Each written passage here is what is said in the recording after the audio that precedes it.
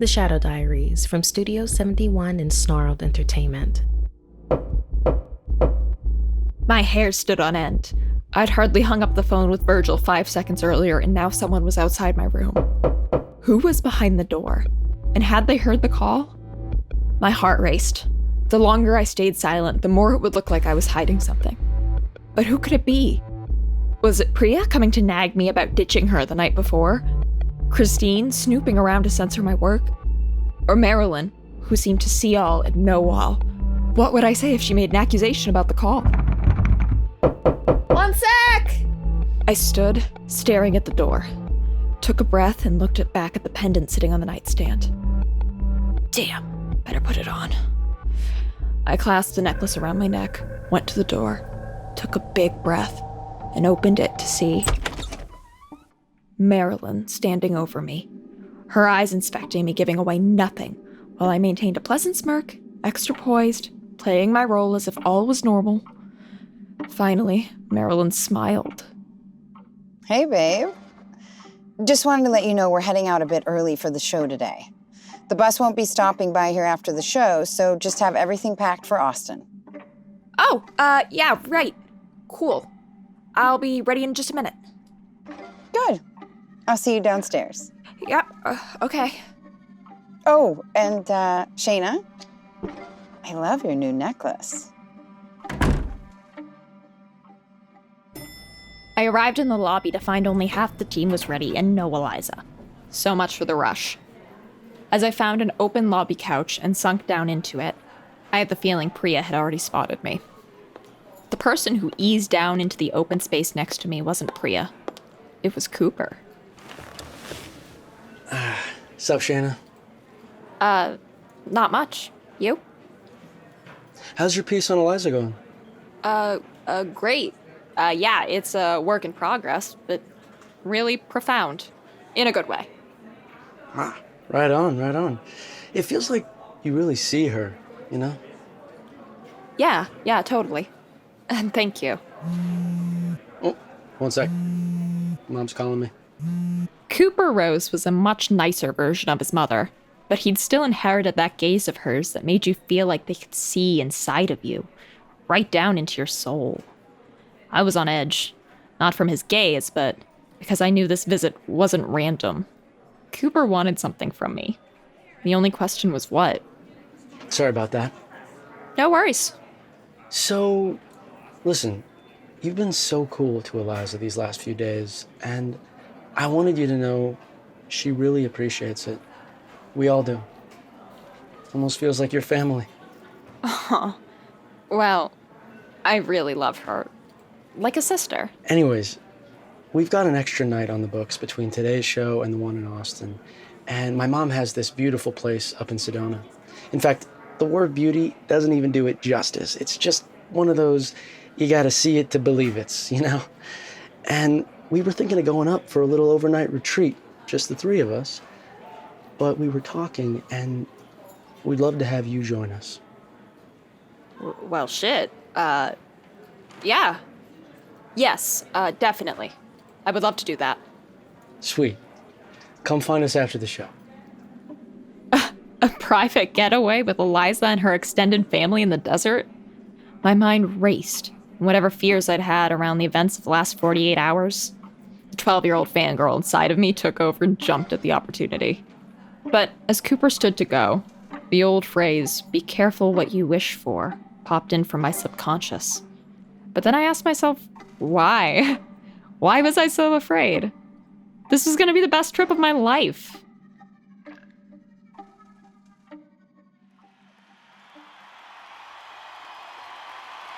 Thank you, Phoenix! The afternoon show had gone off without a hitch, with the exception of a few zealous fans acting out the #Urge viral challenge. A few ambulances came and went, but the minor injuries felt like child's play compared to the incidents of the last week.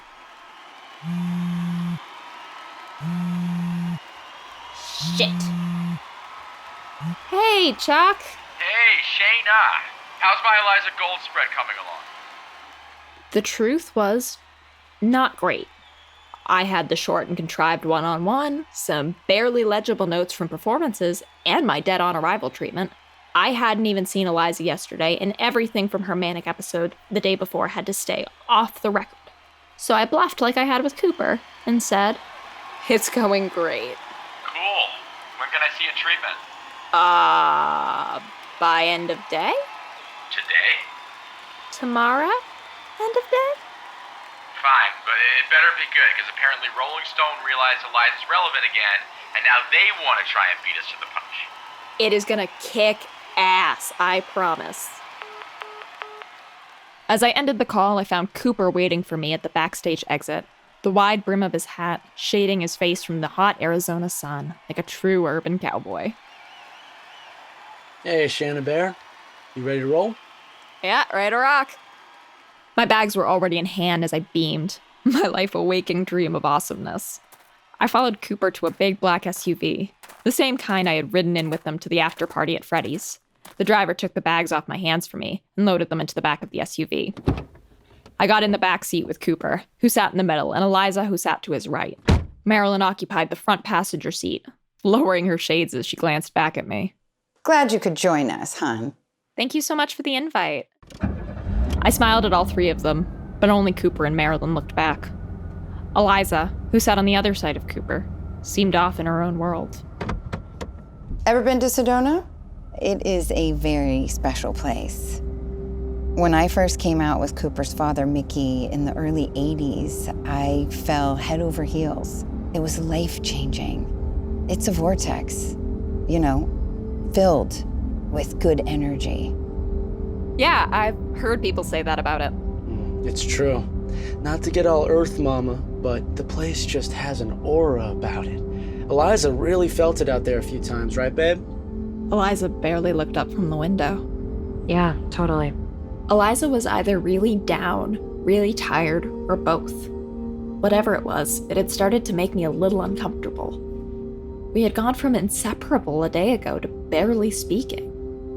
Maybe she just needed space?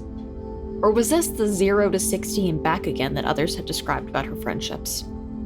A silence took over as the afternoon sun hung low over the desert horizon, and the thought of Marilyn's deceased husband, Mickey Rose, wouldn't stop running through my mind. The Rose family was rock royalty, and Marilyn its matriarch. A quick Shana deep dive gave me a more in-depth history of Marilyn's humble beginnings. A hair and makeup artist for some of the 80s biggest glam metal bands. That's how she met Mickey, lead singer of a fledgling metal band that was known more for the acts they opened for than their own music. But in Mickey, Marilyn saw something special. She convinced him to fire his manager and let her take over his career. And then there were the desert retreats, including a 3-day peyote drug trip that was rumored to have inspired Mickey Rose's first hit album, Twin Blades. I landed on a photo of Marilyn and Mickey Rose with baby Cooper after he just played Live Aid. The two looked on top of the world with their son. But tragically, just 3 years later, at the age of 27, Mickey was found dead of an apparent suicide. The world was left in shock. The following year, Marilyn, along with 7-year-old Cooper, would go on a PR tour to manage the fallout from her husband's untimely death. Rumors had swirled that she left him in a Paris hotel room with a gun and a wide array of narcotics, even as he was battling serious addiction-related illnesses. Even worse, some people believed he wasn't capable of committing suicide himself, based on what they found in his system in the toxicology report. They believed there was foul play, that Marilyn was done dealing with Mickey's addiction issues, and that he was worth more to her dead than alive. And strangely, in a last-minute adjustment to their will, she was given control of all of his recordings, even his masters, in the event of his death. And in the years since her husband's death, Marilyn churned out some hugely successful artists and gained her reputation for exuding uncompromising, domineering control along the way. We passed a highway sign alerting us that we had just entered Sedona, and as I looked out the window over the red desert horizon, I felt like I might be seeing a mirage. A lone guitarist stood out in front of a dirt road, and as we came closer, I could make out who it was. Mickey Rose. The statue version, that is. He was frozen, his long hair swept back, strumming a chord on his rhythm guitar, on a pedestal above a cluster of agaves. Here we are, kiddos. The dirt road took us past a metal gate towards a sleek, low-lying desert compound, the only man-made structure in sight for at least a mile. Depending on your mood, this type of off-the-grid location would either induce calming bliss or the utter panic of total isolation. I couldn't decide which side of the fence I was on yet, but I hoped I could loosen up a little once we arrived. Eliza coming back to life at some point would really help.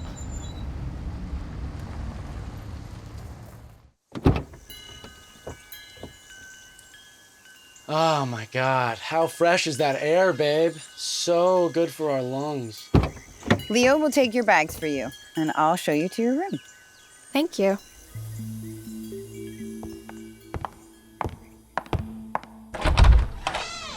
This is the Odin suite. I trust it will suffice. Every square inch of the suite was tastefully adorned with bird feathers, antelope hide rugs, and dream catchers of mystical intention. The Odin suite was nothing less than stunning. It would definitely suffice. It's wonderful, thank you. As I turned back to face Marilyn, I saw she had already left the doorway, but was still within earshot as she barked passive-aggressive orders at her staff. The pillows go like this, on their corners. You see? Now don't let me see them flat like that again. I looked down the hallway to see Marilyn lecturing a housekeeper who stood, head down, nodding. I felt bad for her. Being in Marilyn's good graces, I'd forgotten how scary she could be. As the two walked off, I noticed the two chairs where the pillows had been rotated. In the center of the pillows, those evil eyes were stitched on. Marilyn really loved a theme. Now that they were aligned, the pupils seemed to stare at me. Freaked the fuck out. I stepped back into the room and swore I heard something.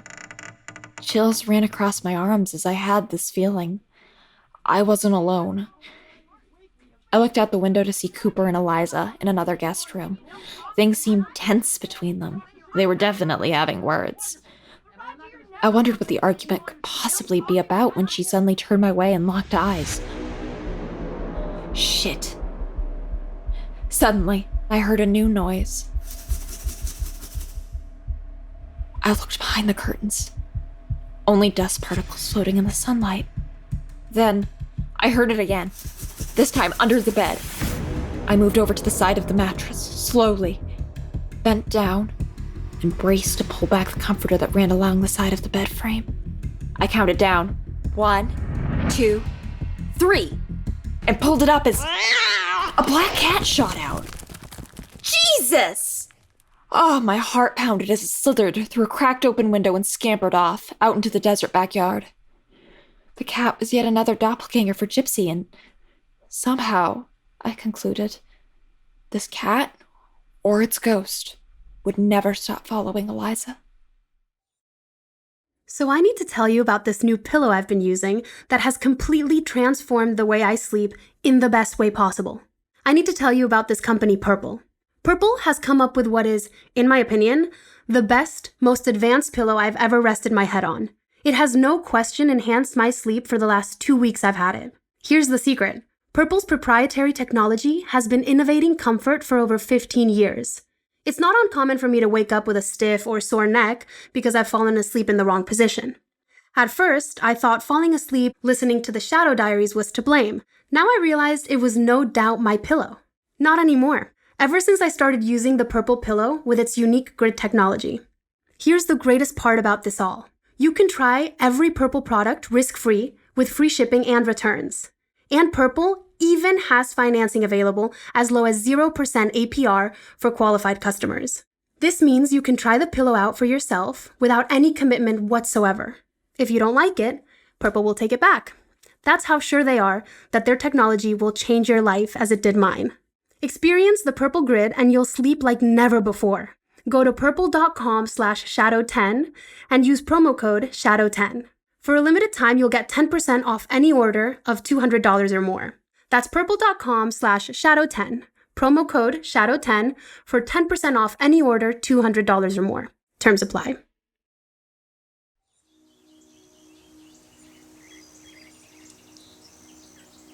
As the setting sun hung half eclipsed by a brontosaurus-shaped rock formation, I joined Cooper, Eliza, and Marilyn at the pool. It was still insanely hot out, and the temperature of the water felt amazing. Cooper swam around Eliza, trying to provide some sort of entertainment as she remained distant and unapproachable. Eliza, are you feeling okay? She is better than okay. She is clearly feeling the desert glow. We all are, right? Marilyn emerged from a dive and an impressively long-range underwater swim, tying her hair back. That's when I noticed a tattoo on her upper back shoulder. Oh, duh. It was in the same shape of the pendant I was currently wearing around my neck, the evil eye. I made sure not to linger on it, though I was thoroughly weirded out. What was the obsession with this symbol from Marilyn and her inner circle? So, Shana, what do you think of Casa del Rose? Oh, it's incredible. You have a beautiful home here, and an even more beautiful setting. Getting this place was the best decision Mom and Dad ever made. The times I had here as a kid, away from the city, it saved my life. I swear to you.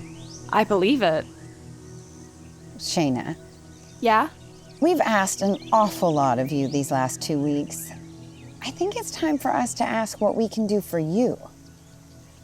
Did you know the only limitations of what's possible are the limits we place on ourselves? The minute you are brave enough to put an idea out there, that's when it can begin to manifest. Jesus, Mom, stop with the divinity quotes. Divinity? It's our thing. It's our belief. Positive witchcraft, or whatever you want to label it. It's gotten me this far. The divinity allows for no dreams out of your reach. I promise you. Stick with us. We got you. Whatever you want, we can help make it happen for you. Now I knew. The divinity. I should have guessed it wasn't a secret society. It was a spiritual system. And it didn't surprise me in the least that artists and entertainers would be into this new agey kind of religion. It just felt too good to be true.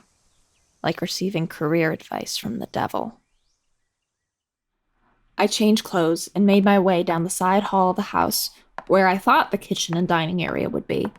But the place was massive and not well lit, and I got really lost. I went down another long hallway, then another, before I finally spotted another human being standing at the end of the hall, silhouetted by the light of the moon. Hey, Eliza, is that you? But there was no answer. So I went up behind her, her face turned away from me, looking out at the desert night. I reached for her shoulder. Eliza? Sorry, I didn't mean to scare you. It's fine. I'm fine. Nice haircut. I had mites, Shana. I had to shave it all off. But glad you like it. Oh. No, that sucks. I'm sorry. I didn't mean to. It's fine. You really shouldn't have come here. I thought you wanted me here. As a friend or else, You thought wrong. I don't want you here at all. Her eyes tearing up, Eliza brushed past me on a brisk walk up the hall. Ouch. I wasn't expecting that. Did she think I was just here to use her and the connections of her manager and boyfriend just to further my career ambitions? I suddenly felt super guilty about accepting the invite. But at the same time, how could I have known she'd react this way? I had wanted to go on this trip to spend time with her, and now it all seemed ruined. I felt bummed and out of place as I found my way to the dining room. The staff was placing each course of the meal on the table as carefully as I had as an intern serving lunch to the executives at today's beat. It was surreal being on the receiving end of all of this when I was in their exact shoes merely weeks ago. Wine, sweetie? Definitely. So, Shana, I hope you're enjoying your time with us. Oh, I really, really am. And thank you again for inviting me. Well, thank you for being open to us, to seeing us as people first, aside from all the music biz and the silly gossip. I was surprised about how frank she was. Marilyn really let down her dragon lady persona and tried to let me in. I mean, it's rare that we find someone so real as you. Ah, well spoken, Mom. Couldn't have put it better myself. A toast to your company, Shana. Thanks. Right back at you. You guys truly are amazing hosts. We try. There's something else that we'd like to share with you. Sure. What's that? There's this secret. She always says it like that. It's not a secret, Mom. Okay, fine. It's more of a theory, rooted in science, of course, that I like to think of as a healing practice. It healed Eliza. Watched it happen right before my eyes. She transcended her ego and became full of raw creativity. She was reborn. Reborn? I couldn't help but make the connection to the title of Eliza's first single on the new album. It clearly held more meaning than she'd let on in the interview, and this whole conversation started to feel less and less like a casual dinner and more like a recruitment. I grew uneasy, and as I turned to Eliza, I could see she was getting increasingly uncomfortable as well. Her face had turned a shade paler, and she'd started scratching her left arm, her right hand on autopilot, nails digging away manically as she pierced the skin, and a deep red blood droplet began running down her arm. And then I got majorly freaked out again. Now, we don't share this divine practice with just anyone. We only share it with the ones we see true potential in. People we believe are smart enough to understand the work. Only people who operate on a higher vibration ever really get it anyway, and they're the ones destined for greatness. We see that in you, Shana. Would you be open to accepting the gift of this practice from us this evening? We know what you're looking for. How to make you whole. If you'll stay seated for a moment, we'll prepare the other room.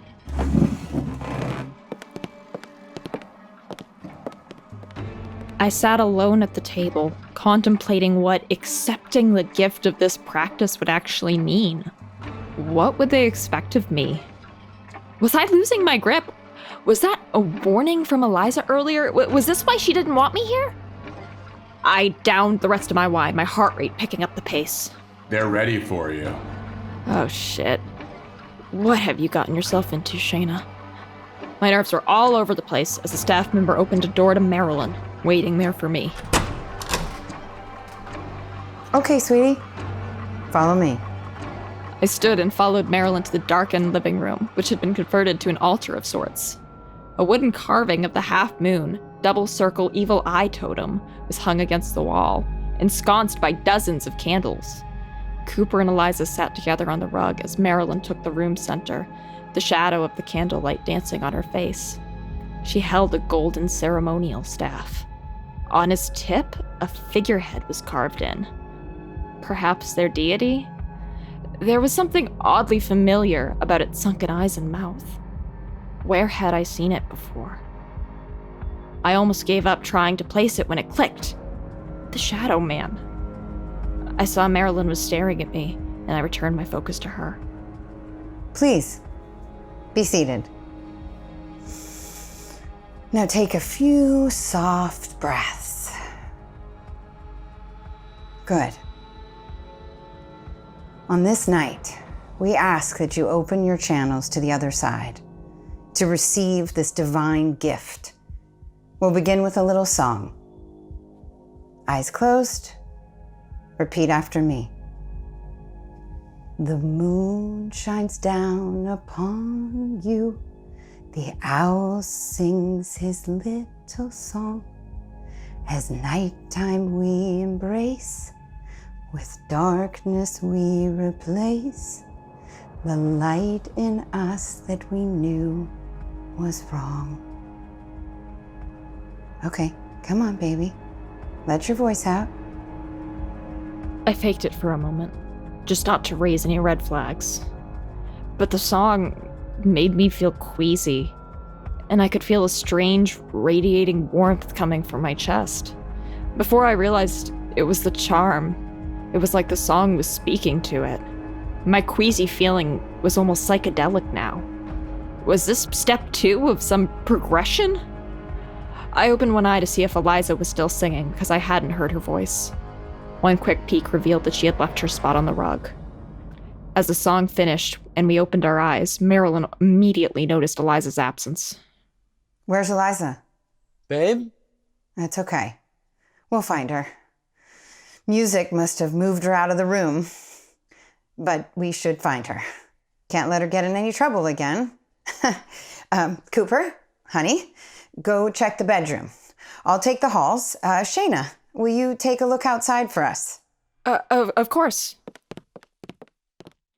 And then it was over. Did you know that as you're listening to the Shadow Diaries, you could have started and nearly be finished with making a home-cooked meal with HelloFresh? I'm Jimena, and I play Shelby in the Shadow Diaries, here to tell you about our sponsor, HelloFresh. I think HelloFresh is great. I'm an actor, so I don't have time to sit down and research recipes for the week, or run to a bunch of grocery stores trying to find the ingredients I need. That's why it was easy to make the sweet and spicy Mandarin chicken with crunchy sesame salad. HelloFresh delivers pre-portioned ingredients and recipes that are easy to follow and quick to make, with simple steps and pictures to guide you along the way. Their website makes it easy for me to pick out and try delicious meals every week. That's why HelloFresh is America's #1 meal kit. They have tons of dietary options, including low-calorie, vegetarian, and kid-friendly recipes. And I'm sure they've got something for you. So go to hellofresh.com/90shadow and use code 90shadow to get $90 off, including free shipping. That's 90SHADOW. My mind was freed, but my body was still reeling from whatever woo-woo shit was happening in there. Pretty sure this part wasn't making it into my piece for today's beat. Eliza! The desert wind ran right through my blazer and gave me a shiver. I looked out across the bleak darkness of the desert, seeing nothing, while the planetarium of stars, planets, and constellations above took my eyes upward. Here I was, riding atop a giant rock, no different than any one of the other billions of worlds out there. And then there was the moon. Full, a near-perfect circle. Was this timing a part of their plan for the ritual? Shit. Alright, those coyotes are close. I scanned the grounds for Eliza once more and headed back inside, assuming she had left the ceremony for the same reason I had, and had probably taken refuge in her bedroom. Back in my guest room, I immediately took off the charm necklace, and the nausea I'd been feeling since the ceremony began wore off. So fucking weird. I stared at the pendant in disbelief. What was I supposed to make of it all? That somehow this charm and these people had some ability to use energy to affect others? Impossible, my rational side chimed in. But my gut wasn't so sure. Was I really approaching the unknown? The unexplainable? And if so, how far into it should I really go? I checked my phone. The text was from Eliza. Can I trust you? I texted back. Yes. Head to the tree line by the spring. Now? Yes. But don't let them see you. You can't let anyone know you're doing this. Okay. I'll be low-key. Heading your way now. Be careful, Shana. Careful? What was Eliza so worried about? If something was up, I wish she'd just explain.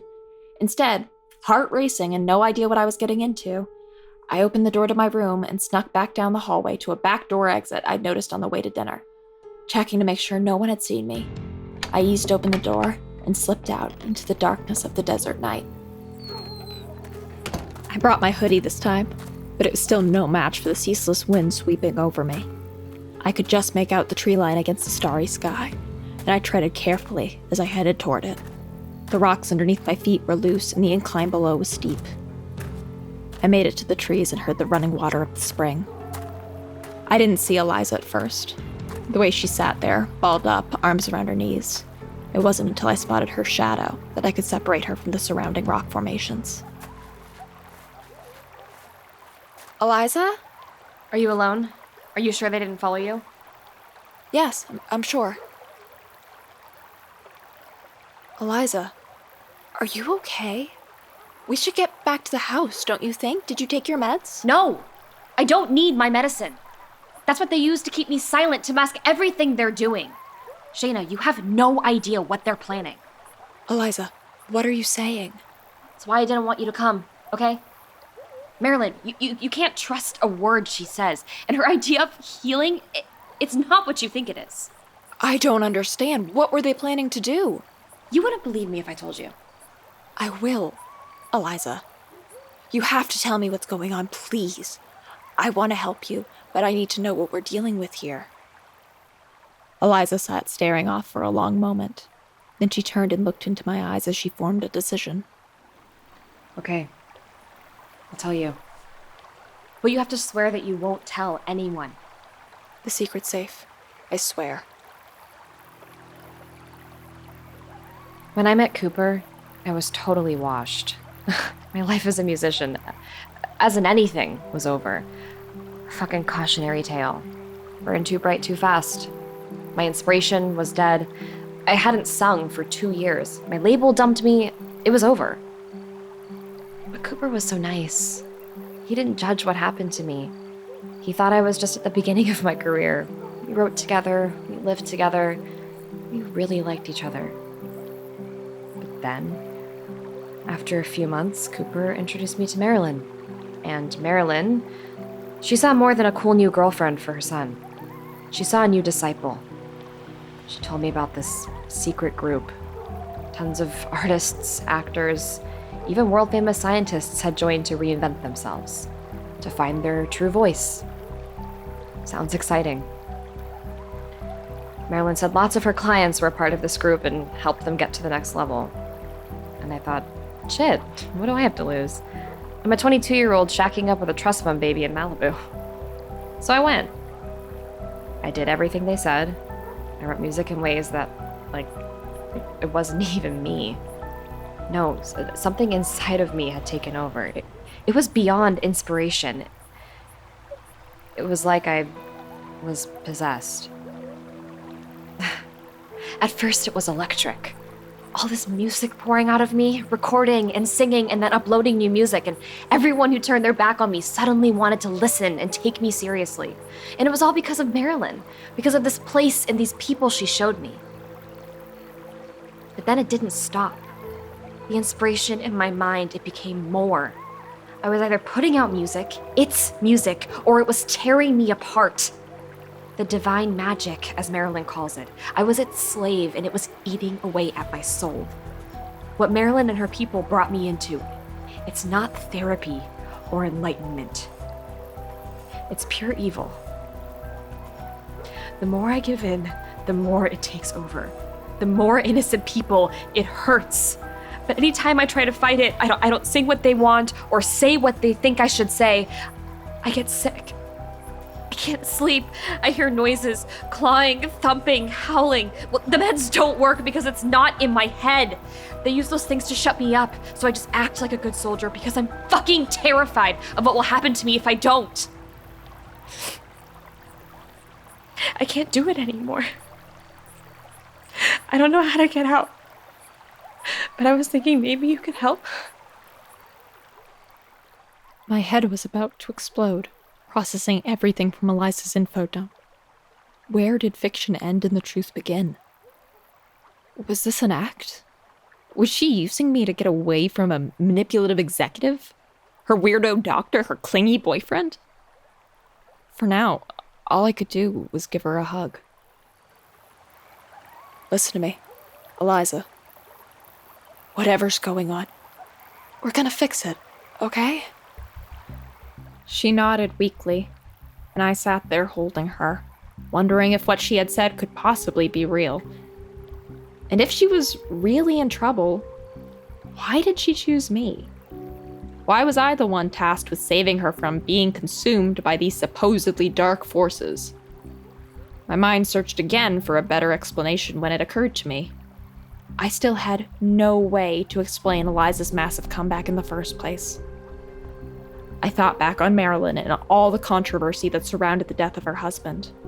Eliza's new music, the Urge viral videos, and the chaos breaking out at her shows. Trevor, the necklace. all pieces of a puzzle unbelievably piecing together into a horror story starring me. As she laid in my arms shaking, I knew I had to do something. To operate, at least for now, as if what she had told me was 100% real. I thought of everything I could do to help her, and all I came up with was Virgil. The Shadow Diaries, directed by K. Asher Levin, written by K. Asher Levin and Zach Imbrogno. Episodes 2, 5, 8, and 9, co-written by Matt Worley. Produced by Gail Gilman and K. Asher Levin. Edited by Fitz Harris. Executive producers Michael Schreiber, Dave DeVries, Stephen Perlstein, and Gail Gilman. Starring Madeline Petch as Eliza Gold and Kara Hayward as Shana Secco. Featuring Constance Zimmer as Marilyn Rose, K. Asher Levin as Chuck, Markia McCarty as Priya, Clint Howard as Dr. Summers, Lydia Hurst as Christine, Davi Santos as Trevor, Carter Jenkins as Cooper Rose, Gerald Webb as Virgil, co-produced by Andrew Seeley, Josh Falcon, audio engineer, Annalise Nelson, associate producer, music provided by Gramoscope, mixing by Peter Lipinski, podcast cover art by Dak Schaefer, script supervisor Rebecca Samini.